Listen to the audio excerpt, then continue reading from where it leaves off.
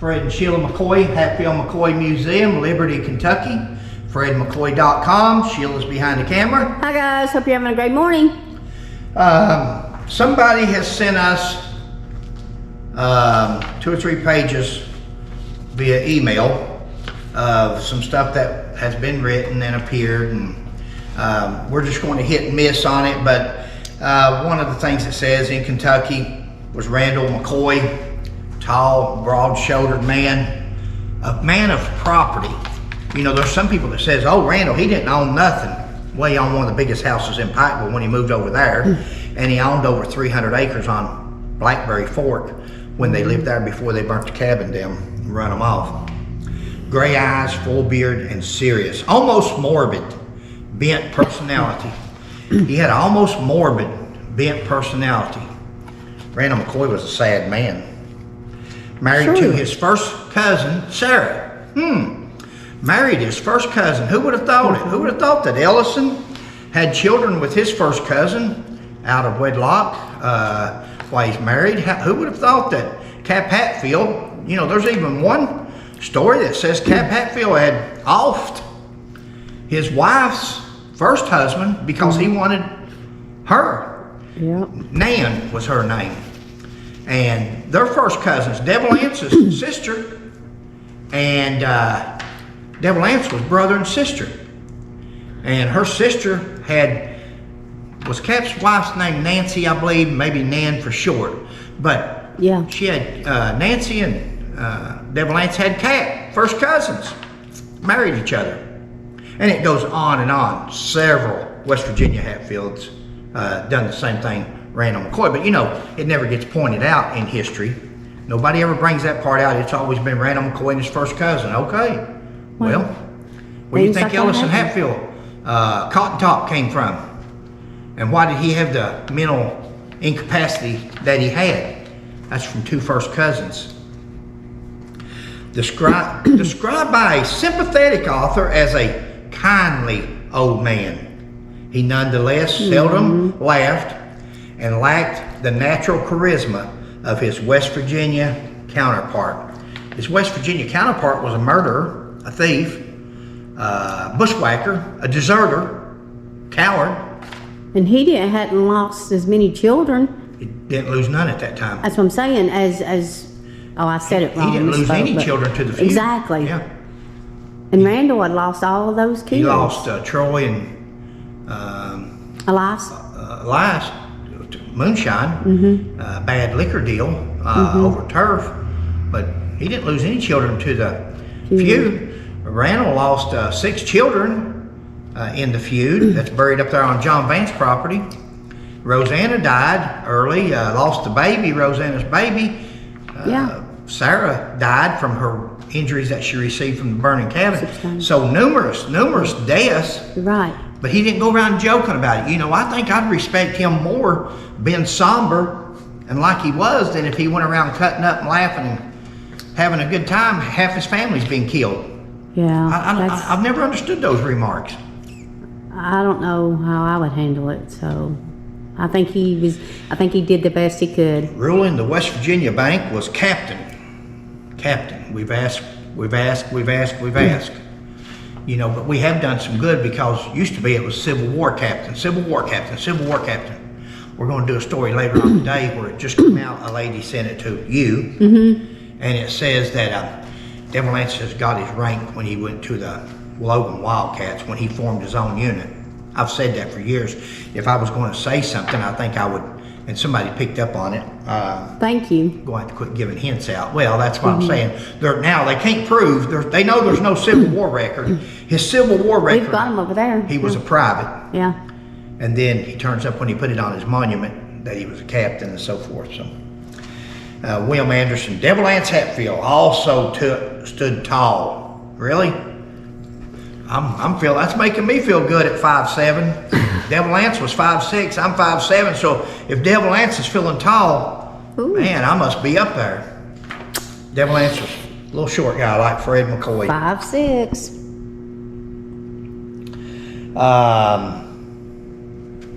Also tall, gray-eyed and beard, with a striking resemblance to Stonewall Jackson. had a striking resemblance to Stonewall Jackson. Let me show you who he also had a striking resemblance to. I want to show you on a picture. A picture's worth 1,000 words. Here's who he had a striking resemblance to. Look down at the bottom. Who is that down there on that monument? Who is that man? Look at that striking resemblance. Any of you don't know, that's Charles Manson. A murderer. A nothing but a murderer is what Charles Manson was. So while someone proclaimed that he had a striking resemblance to Stonewall Jackson, he also had a striking resemblance to Charles Manson, and he had a demeanor more like little man Charles Manson, narcissist, little man syndrome. Randall McCoy, I guess he had a resemblance to Charleston Heston, maybe. That'd probably be a good resemblance for, but see, we don't play that game. Now listen, I'm more of relation to the Hatfields, Kentucky Hatfields, than I am Randall McCoy per se. So it ain't like I'm taking up for Randall McCoy or the McCoys. I'm just saying that it's just not right the way that it's been done. And if it just takes people to stand up, then I guess that's what we got to do. Wow. Gifted with the talent of tall tales.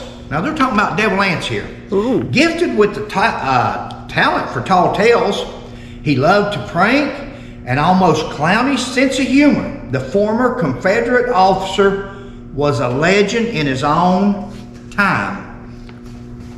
I'm going to tell you what he was a legend in. Devil Anse Hatfield was a legend in his own mind. M-I-N-D. Thanks to his incredible marksmanship and legendary feats.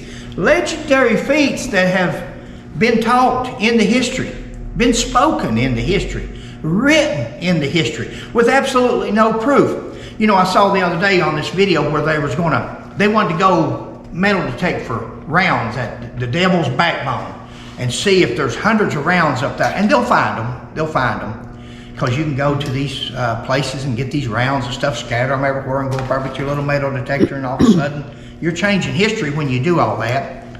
But they're going to find them. You're going to see later on that where they come up and find all these bullets all over on Devil's Backbone, because they said he stood up there and kept off 100 men, a whole company of Union soldiers, killed them. Boy, he's a hell of a man.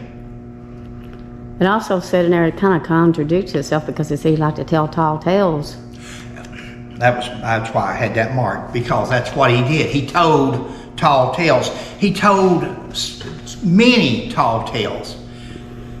And people have taken those tall tales and added a few of their own, and that's how he became a legend. And they say, you know, one person a while back got mad, and they said, well, it's just a legend. Well, quit telling it as the truth. Wow. Quit telling it as a truth. Tell it as a legend. But why do you tell it at all if you know it's a make-believe? You might as well tell about the 7 drawers and Snow White or something. That's what you're telling. You're telling a fairy tale to a bunch of grown-up people that thinks they're hearing history. Hatfields and McCoy's Virgil Carrington Jones describes in an instant when Devil Anse single-handedly cowered a large band of Union soldiers from the perch of a mountaintop. And that's where the story started, was Virgil Carrington Jones. He had to have something to write in a book. The West Virginia Hatfields, just like Jimmy Wolford told us, he educated us. West Virginia Hatfields was going to be his market, his audience. And that's what Virgil Carrington Jones did here. Stood off a whole Union. No proof, no military records, Civil War records where the man, I ain't going, we done a video on that. It's told that some point in his Devil Anse came across a sleeping bear and kicked it into unconsciousness, apparently for the sport of it.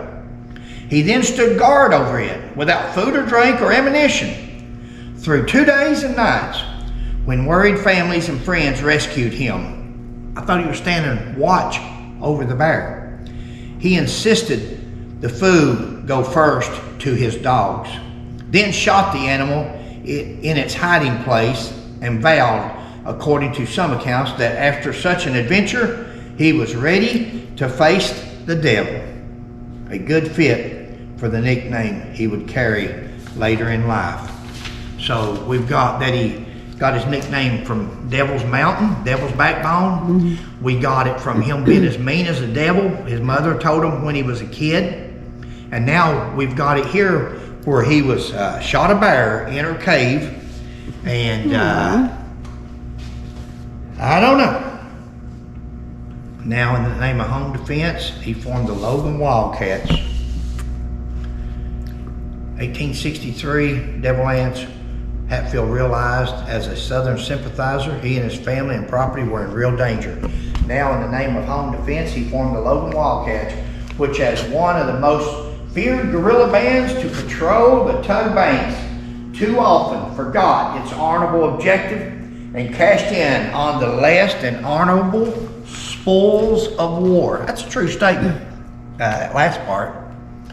Forgot its honorable objective, this so-called group of desperados that he formed, which he also called the Logan Wildcats.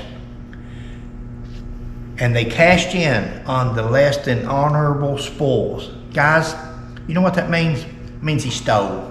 It means he robbed from people. It means he took from people and claimed they were Union. Some was even Confederate families, but he robbed from them, him and his men, desperados, bushwhackers, and took whatever that family had to make their family richer, better off, better fed. He didn't take it to the Confederate camps and say, here's your 4 cows, butcher them and feed your men. He took them home with him. That's a thief. No other way of putting it other than a thief. You can word it real nice here, honorable objective, and he cashed in on the less than honorable spoils of war. That's a nice way of saying he stole whatever he wanted. But in the area where Harmon's military service was an act of disloyalty, even his family believed the man had brought murder upon himself. You know, we discussed this. We're not going to go in that. That's Altina Waller's bull crap. Altina Waller said she didn't even know if Randall McCoy ever served. Military records are right there. Says Asa Harmon, nobody even liked him because he was Union.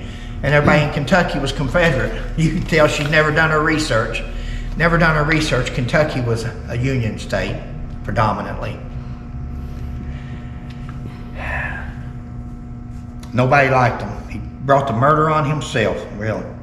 In West Virginia, times were good. Devil Anse's logging enterprise prospered, and his crew grew to 30 men. I've heard 40, 50, 80. Through a lawsuit against Perry Klein, he gained 5,000 acres along Grapevine Creek, turning him into one of the Logan County's wealthiest men. In a lawsuit. Now this has just come out. They just sent us this in the last 2 days. So this has just been posted again. Old story, old crap, but a different day. Or same crap, a different day. They've posted the same stuff that's been proven that didn't happen. Never been a case where Perry Klein sued Devil Anse or where Devil Anse sued Perry Klein. Never. But Staten was marked for death. Within months, he found it at the hands of Paris and Sam McCoy. Though Sam was tried for the shooting in a Hatfield court, which writers believe Devil Anse had instructed to acquit for the sake of peace and gesture.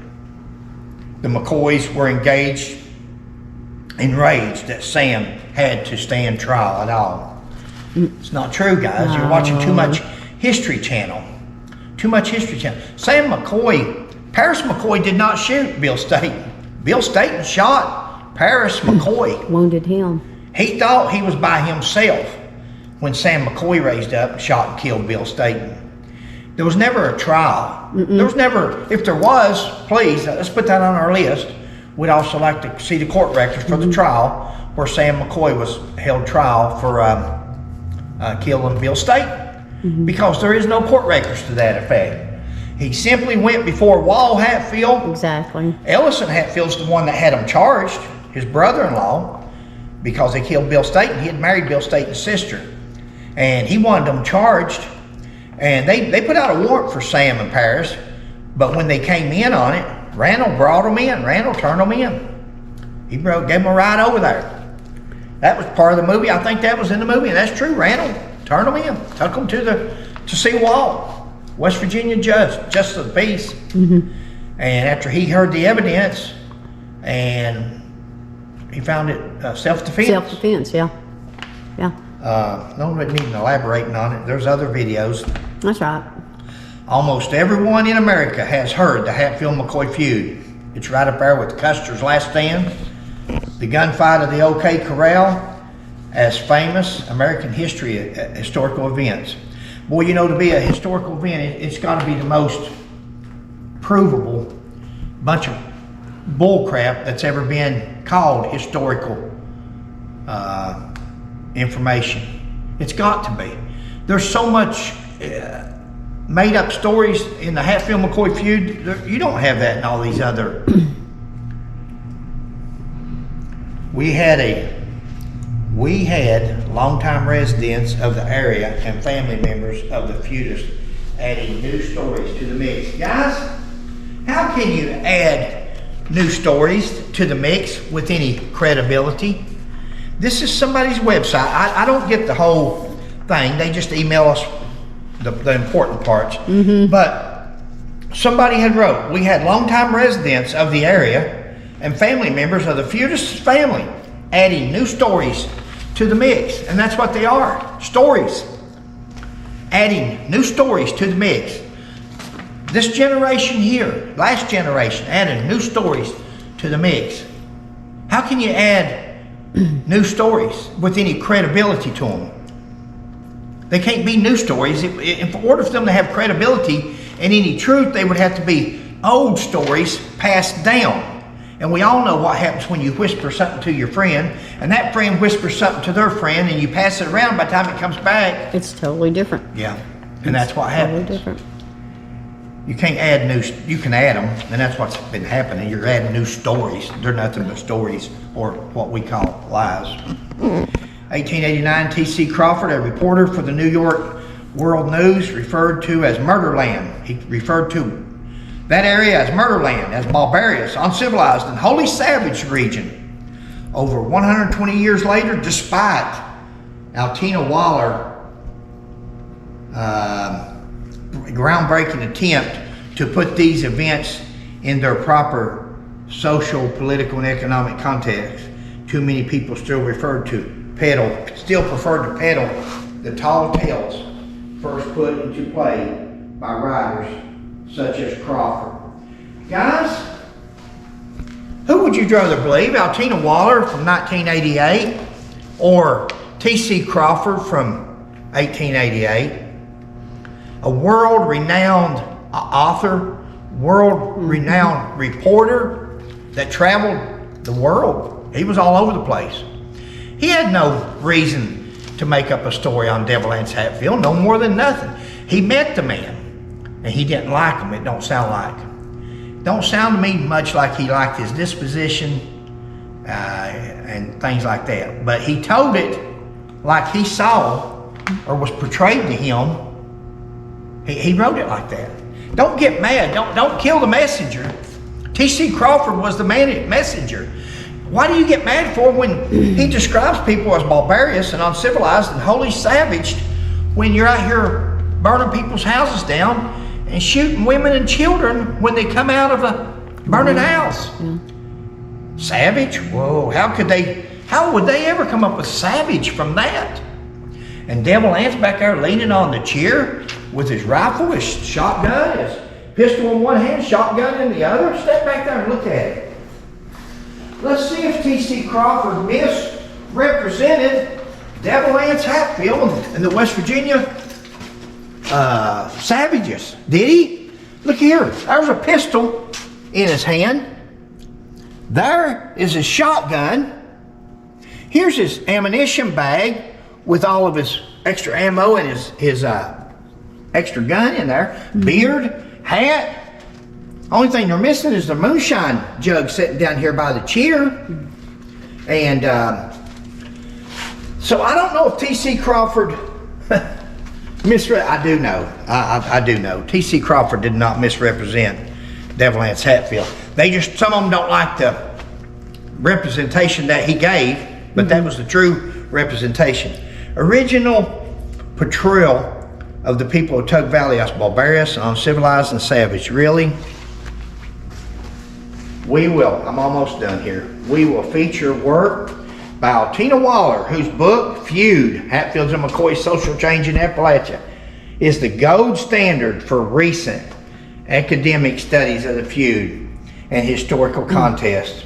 We will also feature work by Thomas Dodson of Tug Valley, native and descendant, both Hatfields and McCoys, whose recent book, The Hatfield-McCoy Feud After Kevin Costner, Rescuing History, digs deeply into the local history of the regions of an attempt to set the record straight. Set the record straight?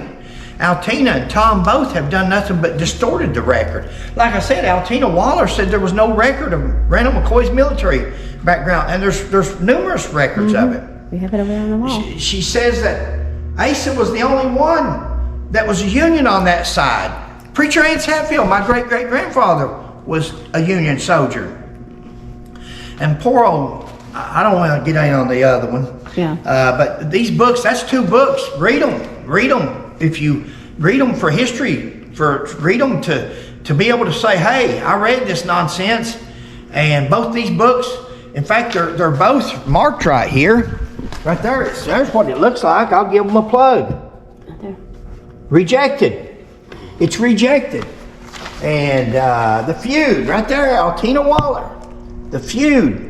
If you wanna read some fables, if you wanna read some mistruths, if you wanna really get confused, unless you're a real strong historian of Hatfield McCoy history and they can't convince you different, that's nonsense. This stuff was not about economical, and this feud was about personal feelings toward each other that started from the Civil War. The Civil War is 60 to 65. Ellison Hatfield and I stole the first pig in 67. Then they stole another pig, Floyd Hatfield did, in 1878. Then they killed, of course, Asa Harmon in 1865. Put all those things together. It's got nothing to do with economical. It's got to do with honesty, pride. It's got to do with character. One thing is for certain. You will never think of the Hatfield-McCoy feud the same way again. If you read those 2 books, you'll never think of it the same way again. Now, this guy's a plug-in. Ever who this is, it ain't got no name on it. I have a feeling I probably know now since it's got Mr. Dodson listed. And we're going to do a story on this gentleman later on. We're working on a story, some Blackberry history, and we'll show you some history. We'll give you something to. She's looking at me, but we're going to do a story on history, on people that grew up on Blackberry and things that happened in life. And let's just put it all out there, where Floyd Hatfield crossed the river to go over to Kentucky to have an affair with a McCoy. That's hogwash. That's never been proven, at least. I don't know if it's hogwash. It's hogwash right now because it's never been proven. If you can prove it, prove it. We have ways of proving things. We have, you'll see when the video comes out. 1885 lawsuit involved McCoys and Hatfields. Calvin McCoy sued Pike County Deputy Sheriff